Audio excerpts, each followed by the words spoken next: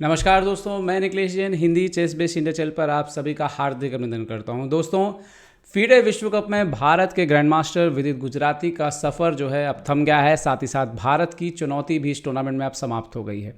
हालांकि विदित ने टॉप 8 में जगह बना करके भारत को गौरवान्वित तो किया ही किया, साथ ही साथ अपने कैरियर के सर्वश्रेष्ठ प्रदर्शन को करते हुए उन्होंने फीडे ग्रैंड पी के लिए क्वालिफाई कर लिया है। फीडे ग्रैंड पी एक सीरीज़ होती है जहां पर खिलाड़ी को 3 टूर्नामेंट खेलने मिलते हैं और अगर उस 3 टूर्नामेंट में वो टॉप 2 में रहता है तो भी वो फीडे कैंडिडेट के लिए क्वालिफाई हो सकता है। मतलब रास्ता फीडे कैंडिडेट का भी बंद नहीं हुआ है। साथ ही साथ फीडे ग्रैंड स्विस में भी उन्हें खेलने मिलेगा और वहां से भी वो क्वालिफाई कर सकते हैं। तो हालांकि ये सबसे नज़दीक था फीडे विश्व कप, सिर्फ कुछ ही मुकाबलों की बात थी और अगर आप ये क्वालिफाई करते तो आप सीधे फीडे कैंडिडेट में पहुंच जाते।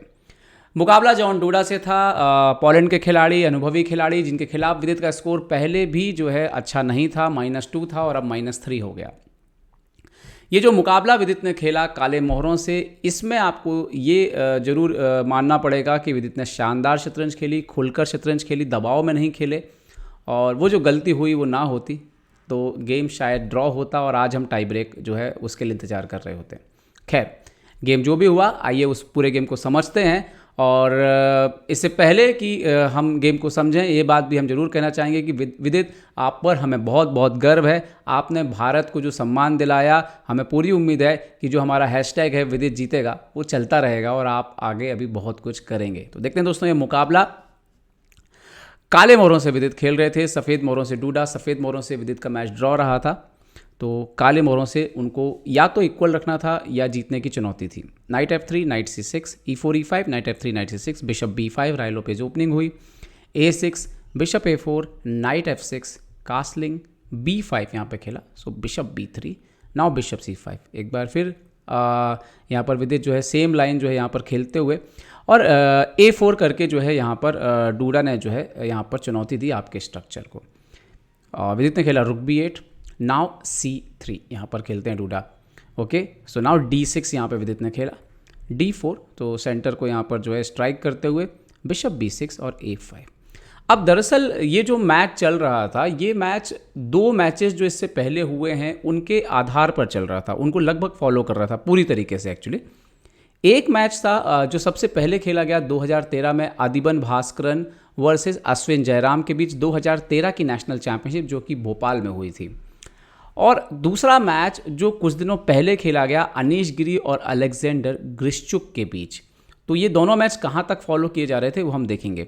इसमें एक बात और है कि डूडा ने इंटरव्यू में कहा कि उनको ये अंदाज़ा लग रहा था कि शायद विदित ये लाइन खेल सकते हैं, और ये अंदाज़ा उनको इसलिए लग रहा था क्योंकि अनीश गिरी ने कुछ दिन पहले जो लाइन ग्रिश्चुक के खिलाफ खेली थी, अनीश गिरी और विदित जो है वो कहीं ना कहीं साथ में तैयारी भी करते हैं। तो विदित को इस चीज़ को लेकर के भी अब फ्यूचर में सावधान रहने की ज़रूरत है कि कहीं किसी और के जरिए उनके रेपो टायर पर नज़र तो नहीं रखी जा रही है, और ख़ासतौर पे विश्व कप जैसे मुकाबले में बहुत सावधान रहने की ज़रूरत है।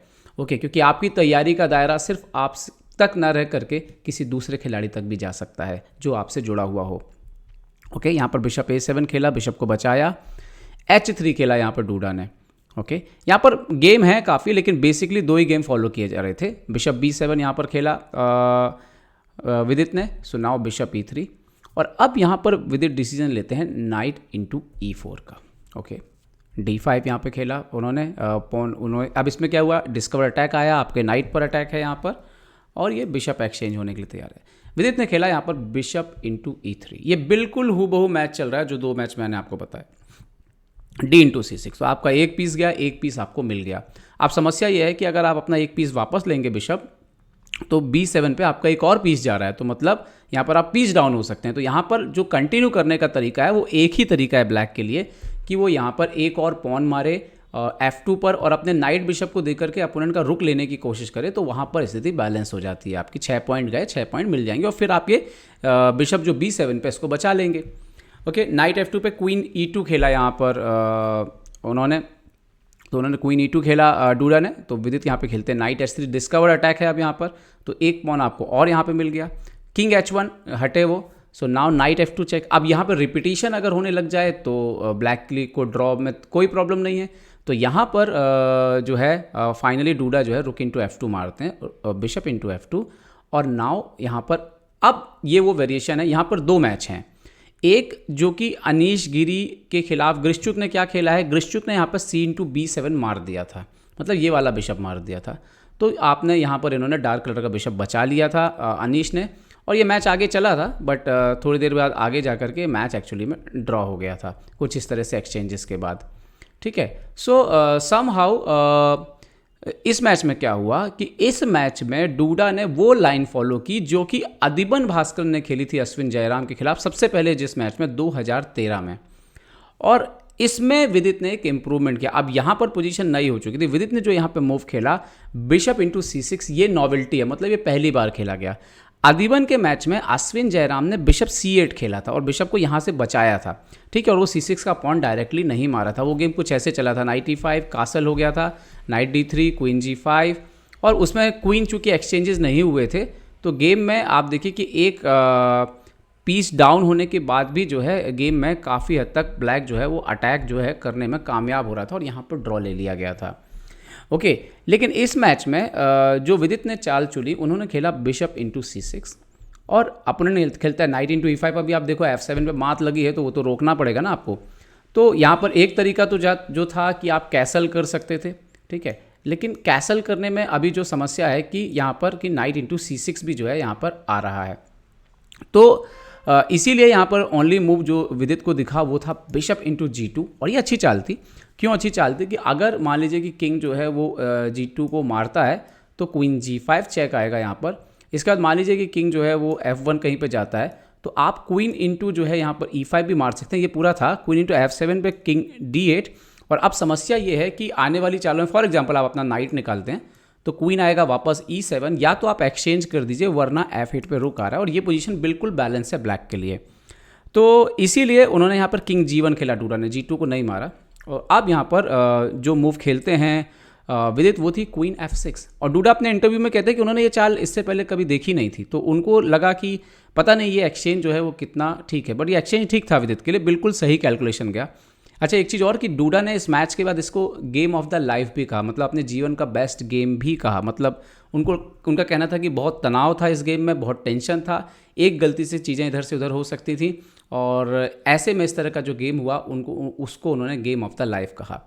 नाइट इंटू f7 यहाँ पर मारा, अगर डायरेक्ट मारते तो वैसे भी e5 जा रहे तो कम से कम एक पॉन ले ली जाए, यहाँ पर डूडा ने पॉन ली। सो क्वीन इंटू f2 ये इंपॉर्टेंट है, पहले चेक देना, किंग इंटू f2 और रुक f8 से अब आपने क्या कर दिया, इसको कर दिया पिन। तो अब यहाँ पर 2 पीस आप लेके आप अपना रुक दे देंगे। तो किंग इंटू g2, रुक into f7, bishop f7, king f7। अब ये जब पोजीशन बोर्ड पर आई थी तो बिल्कुल साफ दिख रहा था कि विदित का पोजीशन जो है वो ठीक है, क्योंकि वो 3 पॉन अप हैं, अपोनेंट के पास 3 पॉन है यहाँ पर, और आपके पास जो है यहाँ पर आप देखिए 6 पॉन है विदित के पास। अब टारगेट क्या होना चाहिए था, यहाँ पर टारगेट विदित का क्लियर था कि ये 3 पॉन वाइट के चले जाने चाहिए। अगर वाइट के 3 पॉन चले जाते हैं और आपके 6 भी चले जाएं तो मैच ड्रॉ है, लेकिन आपको सावधान रहना है कि वाइट का कोई पॉन पास पॉन ना बन पाए, और अभी ऐसा नहीं हो रहा था। इस पे सिर्फ एक ही वाइट का पॉन था जो आगे तक बढ़ा हुआ था, और वो पॉन था a5 का पॉन, और इस पे जो है वो खास नज़र थी। अब कैसे मैच स्लिप हुआ वो आप देखिएगा। नाइट d2 खेलो, नाइट निकालना जरूरी था। यहाँ पर भी कई लोग डिस्कशन कर रहे थे कि क्या b4 c4 जैसा कुछ किया जा सकता है। खैर विदित ने रुक e8 खेला। ओके, अब यहाँ पे रुक e2 का थ्रेट आ रहा है, नाइट मर रहा है, तो उन्होंने पहले जो है रुक f1 चेक दिया, king g6, now king f2 हटे। अच्छा, यहाँ पे भी डिस्कशन चल रहा था कि क्या रुक f8 चेक देके यहाँ पर ये एक्सचेंज किया जा सकता है, नाइट से मारे या किंग से मारे, और एक्चुअली में ये शायद काम कर रहा था, पर ये बहुत ही चैलेंजिंग जो है वो हो सकता था। खैर विदित ने यहाँ पर खेला h5, अपने प्यादों को बढ़ना शुरू किया।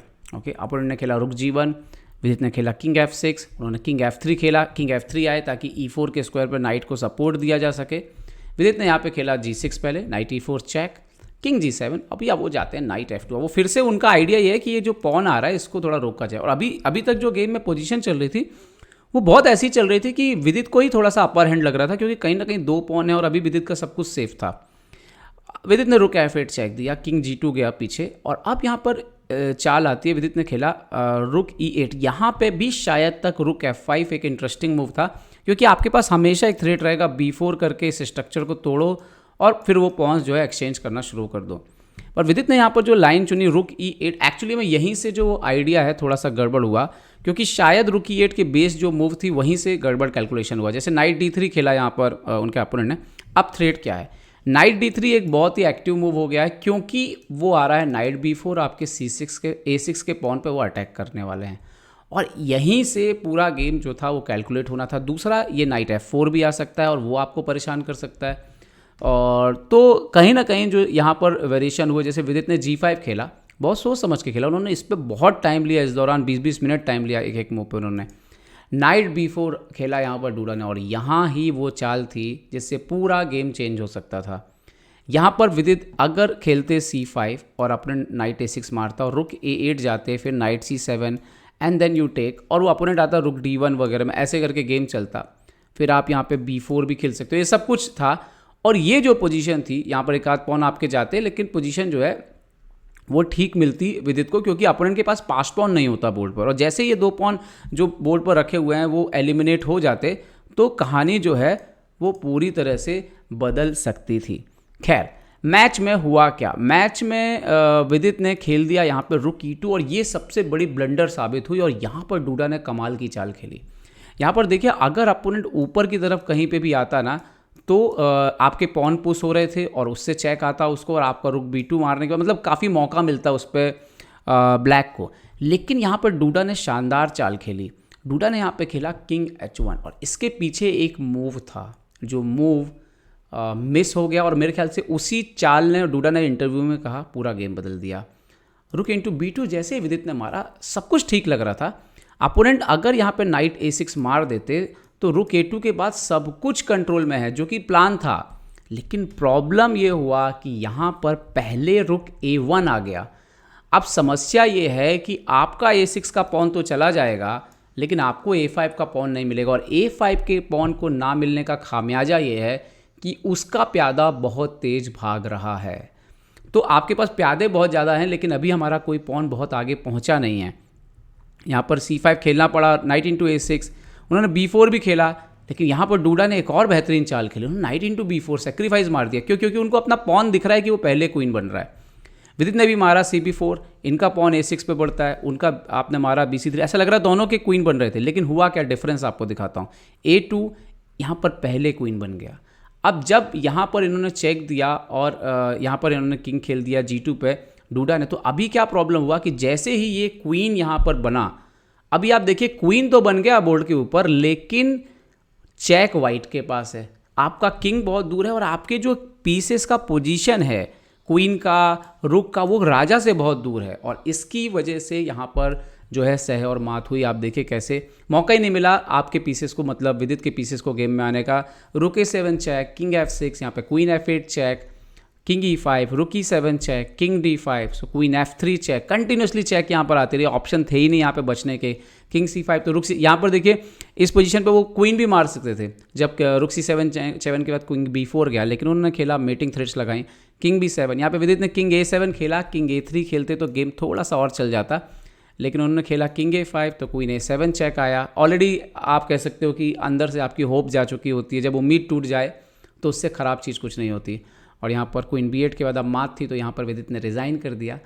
पर ये जो पूरा का पूरा मैच था दोस्तों, ये इस चीज़ को दिखा रहा था कि विदित जो है वो मतलब किस तरह से, आप देखिए कि वो जो रुक E2, सिर्फ एक चाल ने पूरा गेम जो है वो अचानक से छीन लिया। अगर यहाँ पर वो C5 खेलते तो गेम बराबर चलता और मोस्टली ड्रॉ होता। तो एक चाल, मैं इस तरह की चाल आपको लाइव मुकाबले में देखना कभी कभी मिस हो जाती है, और वो वही हुआ है, और वो था रुक A1 मिस हो गया, कि मतलब मारने के पहले वो रुक A1 खेल गए, और इस चाल से पूरा गेम जो है पलट गया। तो दोस्तों एनीवे, इस हार से विदित बाहर हो गए। अब डूडा जो है वो मैग्नस कार्लसन से सेमीफाइनल का मुकाबला खेलेंगे। विदित कुछ गवा के नहीं लौटे हैं, हासिल करके लौटे हैं, फीडे ग्रैंड पी में जगह हासिल करके लौटे हैं, एक नया कॉन्फिडेंस हासिल करके लौटे हैं कि वो विश्व कप जैसे टूर्नामेंट में टॉप 8 में जा सकते हैं, जहां पर करुआना, अनिश गिरी, मामेदरोव जैसे खिलाड़ी जो है, ग्रिश्चुक जैसे खिलाड़ी पहले ही बाहर हो चुके हों, वो उसमें आगे के दौर में भी जा सकते हैं। ये अपने आप में जो है बड़ी बात है, कॉन्फिडेंस गेम करने की बात है।